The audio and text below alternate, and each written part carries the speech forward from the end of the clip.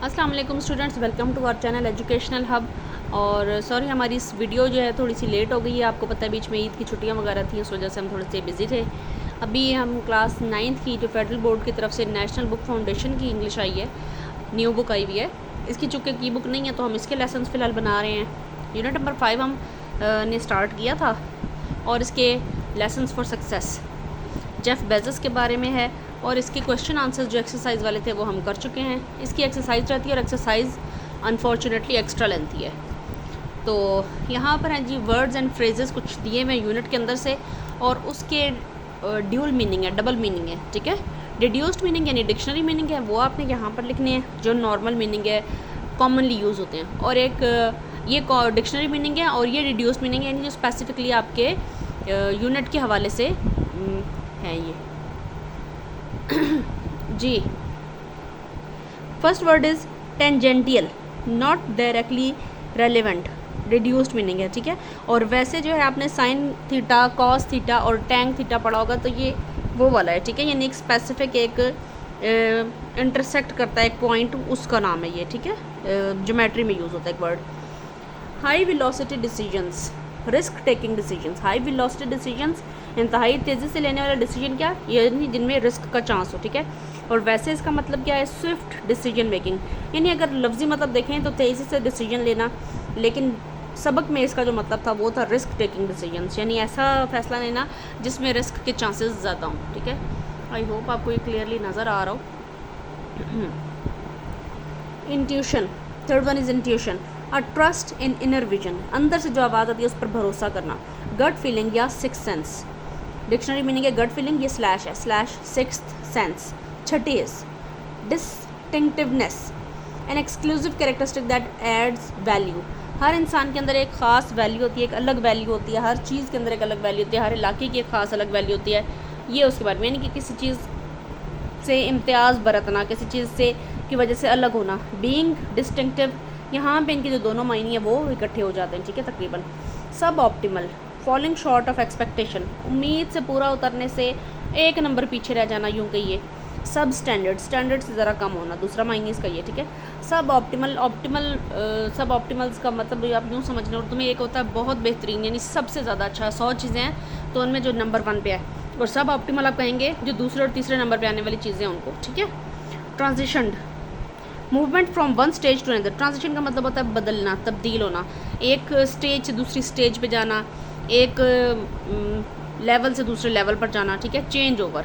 और dictionary meaning इसका है चेंज ओवर। क्वेश्चन आंसर्स हम इसके कर चुके हैं। इसके आगे है ओरल कम्युनिकेशन है। ओरल कम्युनिकेशन का चूँकि हमें एग्ज़ाम में कोई फ़ायदा नहीं होता, इसलिए उसको हम स्किप कर देंगे। कंपाउंड प्रपोजिशंस हैं, देख लें एक नज़र कंपाउंड प्रपोजिशन होते हैं क्या, एग्जाम्पल से देख लें, आप समझ जाएंगे। ये जो प्रपोजिशंस हैं इनके साथ जैसे तो और कुछ, a compound preposition is prepared through the conjunction of a preposition, prepositional or a non-prepositional word and a simple preposition word that is used with a noun or adjective or adverb respectively। एक specifically जब कोई preposition किसी लफ्ज़ के साथ use होता है और उसके मायने तब्दील करने के लिए, जैसे गिवन और गिव अप, इन दोनों के मायने अलग अलग हैं, ठीक है, तो ये बन जाता है कंपाउंड प्रपोजिशन। सिंपल अल्फाज में आपको समझाया मैंने। यह आ गई आपकी पेज नंबर 67 पर है जो एक्सरसाइज है, ये वाली अपनी करनी है, ठीक है। बाकी जो वो सारी आपको डिटेल्स उसके बारे में पढ़ाई हुई हैं वो आप वहाँ से पढ़ सकते हैं। एक्चुअली इन्होंने इतनी ज़्यादा डिटेल दे दी कि अगर मैं इसको पढ़ने और समझाने के लिए बैठ जाऊँ तो वीडियो इंतहाई लेंथी हो जाएगी। बहुत सारे बच्चे जो हैं वो डाटा पर वीडियो देख रहे होते हैं, फिर उनके लिए बहुत मुश्किल हो जाती है, ठीक है। तो एक्सरसाइज पर आ जाए जी। Choose the correct compound preposition for each sentence, ये उन्होंने दिए हुए हैं कि आप इसमें से कौन कौन से यूज़ कर सकते हैं। करेक्ट कंपाउंड प्रपोजिशन जो और इस जुमले में लगा के उसको फिल करना है। The cat jumped on to the table, इसमें लगेगा on to. I am going to the park alongside my friends, क्योंकि कंपाउंड प्रपोजिशन देना है इसमें कम से कम 2 लफ्ज़ होने चाहिए, ठीक है। The keys are hidden underneath the flower pot, the cookies are inside of the jar. Underneath I hope आपको लिखा हुआ नज़र आ रहा है, UNDERNEATH, ठीक है, underneath. The cookies are inside of the jar. The restaurant is across the street. The pen is upon the notebook. She walked along the high street to reach the playground. The bookshelf is beside the wall. The ball rolled down the stairs. They sat beside the fire to keep warm. I can see the moon through the clouds. The dog ran across the street to chase the squirrel. She placed the vase upon the shelf. The car swerved around the crowd of people. The bird built its nest among the tree branches. ये last वाला आपको नज़र आ रहा है, ठीक है। ये वाले आप यहाँ से देख भी सकते हैं, इनको आप पॉज करके वीडियो उतार भी सकते हैं, ठीक है। नेक्स्ट एक्सरसाइज है combine the sentences using prepositional phrases. दो जुमले दिए हुए हैं, दोनों को आपने मिलाना है प्रपोजिशनल फ्रेजेस यूज़ करके, ठीक है। तो प्रपोजिशनल फ्रेजेस यूज़ करके आपने इसको एज आ कंजंक्शन यूज़ नहीं करना कि जुमले के बीच में आपने बट लगाया, बिकॉज लगाया, वाइल लगाया, कुछ ऐसा वर्ड लगाया, एंड लगा दिया, और लगा दिया, और उसके बाद वो दो जुमले सेम टू सेम रहे। जुमला थोड़ा सा चेंज भी हो सकता है, ठीक है। मकसद ये है कि जो बात की जा रही है उस बात का मीनिंग चेंज ना हो और दो जुमलों को आप एक जुमले में कन्वर्ट कर दें। The dog barked, the postman arrived, यानी जब डाकिया आया तो कुत्ता भौंका, मतलब ये कहने का। तो आप इसको कर देंगे the dog barked just as the postman arrived, कुत्ता भौंका जैसे ही पोस्टमैन आया। इसमें ये जो फुल स्टॉप सेंटर में ये ख़त्म हो जाएगा, बीच में लग जाएगा जस्ट एज, ठीक है। Jenny laughed, her brother told a joke, दो जुमले, जेनी हंसी, उसके भाई ने एक जोक सुनाया था। इसको आप ये वाला लिखेंगे जेनी लाफ्ड, इसको हटा दें, इसको चेंज करेंगे कैसा, Jenny laughed at the joke her brother told, Jenny उस जोक पर हंसी जो उसके भाई ने सुनाया था। We bought ice cream, full stop, we went to the beach, we bought ice cream, after that we went to the beach, यानी पहले हमने आइसक्रीम खरीदे फिर हम बीच पर गए, या आप यूँ कर लें we went to the beach after that we bought ice cream. ये जुमला पहले कर दें, ये बाद में कर दें। मकसद ये है कि दोनों जुमलों को मिलाकर एक करना है, दोनों तरह से बीच में आफ्टर दैट लगाएंगे, दोनों तरह से ठीक हो जाएगा, ठीक है। She went to the store, she bought some groceries, वो जनरल स्टोर पर गई और उसने वहाँ से कुछ सौदा, कुछ साजो सामान खरीदा। During her visit to the store she bought some groceries, during her visit to the store, ये वाला जुमला पूरा चेंज हो जाएगा। During her visit to the store she bought some groceries. He studied all night, he passed the exam. जी इसके थोड़े से स्पेलिंग ठीक नहीं लग रहे थे, उसको मैंने ठीक किया पॉज करके वीडियो। तो he studied all night, leading up he passed the exam. उसने तमाम रात पढ़ा जिसके नतीजे में वो एग्ज़ाम में पास हो गया। They went to the beach, they played volleyball. They went to the beach right after they played volleyball, ठीक है। यानी ये जुमला लिखेंगे, उसके बाद right after लिखेंगे, फिर ये वाला सेंटेंस लिखेंगे और इसमें फुल स्टॉप हटा देंगे, कैपिटल लेटर को स्मॉल कर देंगे, तो दो के बजाय एक जुमला बन जाएगा। I woke up late, I missed the bus, ठीक है। I woke up late, by the time I missed the बस।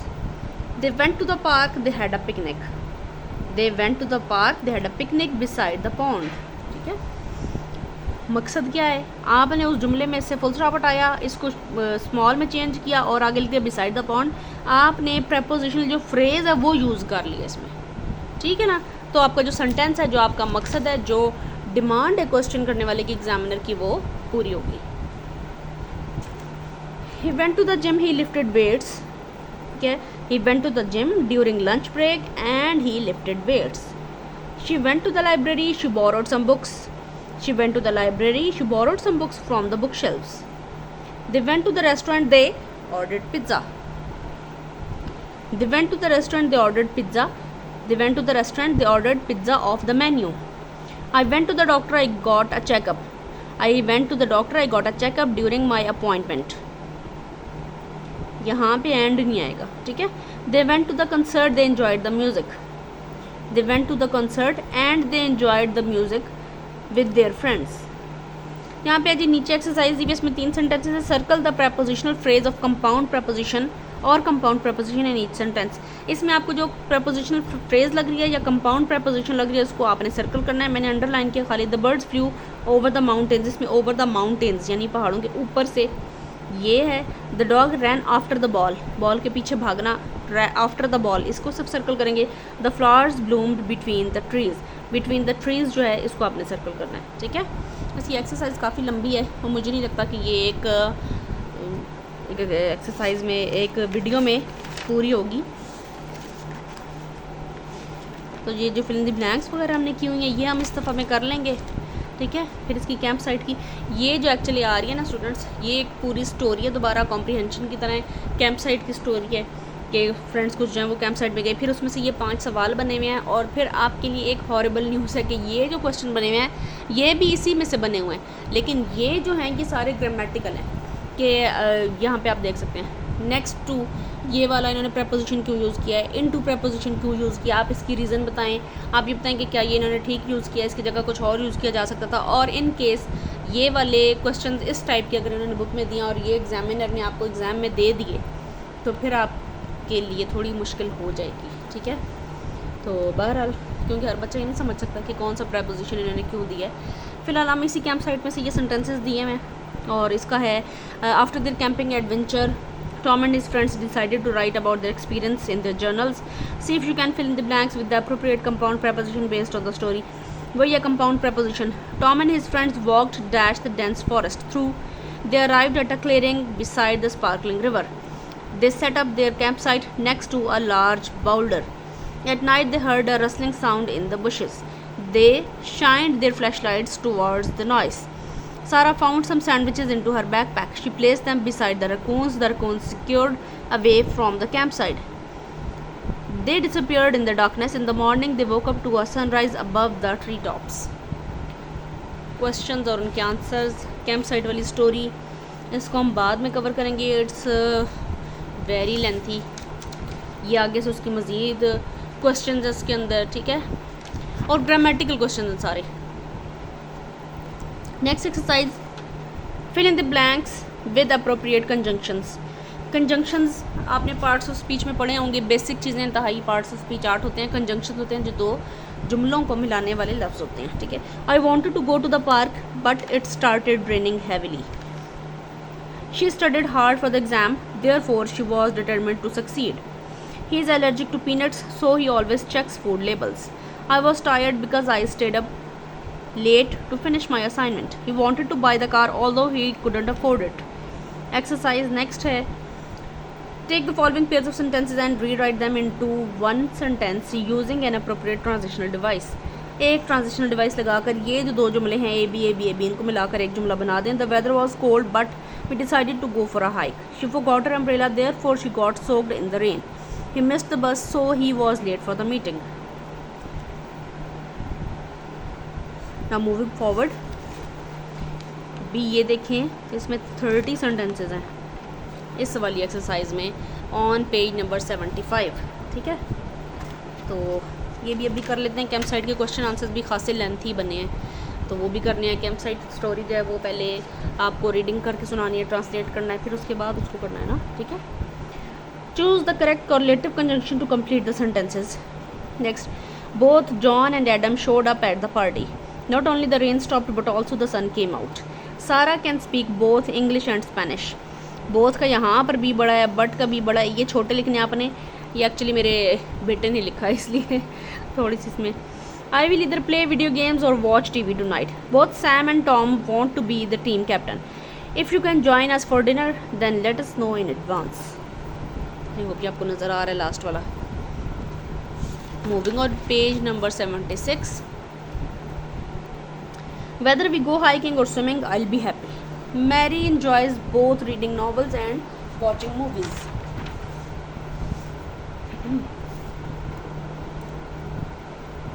I think आपको नज़र आ रहा है। Tim will not only eat pizza but also have a burger for dinner. Either my friend or my brother knows the answer to that question. She is both beautiful and intelligent. Not only the concert but also the movie was cancelled due to bad weather. The team was won because the players played with determination. I want to either go to the beach or stay at home and read a book. Both eating fruits and drinking lots of water is essential for health. She can't either play the piano or the guitar. He is not only just an actor, but also a talented singer as well. I am both running late and stuck in traffic. The movie was neither interesting nor confusing. Not only my sister but also my brother liked pizza.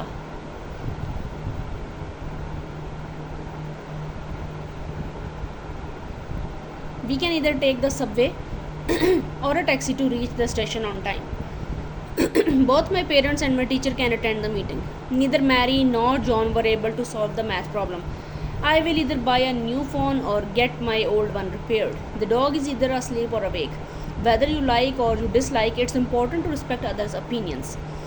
We can whether go for a walk or watch a movie at home. The weather is, यहाँ पर जो dash दी हुई है neither इन्होंने already type कर दिया है, ये डैश यहाँ पर नहीं बनती, इसका जवाब यही है नीदर। या आप एक्स डाल दें, क्रॉस डाल दें, यानी यहाँ पर कुछ नहीं आता। The weather is neither too hot nor too cold today. Not only exercise regularly but also eat a balanced diet if you want to stay healthy. She couldn't either swim or dance at the party. ठीक है, तो ये आपकी exercise जो fill in the blanks वगैरह थी वो आपकी कंप्लीट हो गई हैं। उसके बाद आपका स्टार्ट हो रहा है नेक्स्ट यूनिट। कैंप साइट वाले जो क्वेश्चन आंसर्स हैं वो फिर आप लोगों को मैं इंशाल्लाह करवा दूँगी। इसकी एक्स्ट्रा लेंथी एक्सरसाइज अभी भी आप देखें 16 मिनट चल रहा है वीडियो का, वीडियो ऑलरेडी काफ़ी लेंथी है। ठीक है, तो कैंप साइट और उसके क्वेश्चन आंसर्स जो हैं वो फिर इंशाल्लाह हम लोग नेक्स्ट वीडियो में करेंगे, या फिर हम यूनिट 6 स्टार्ट कर देंगे।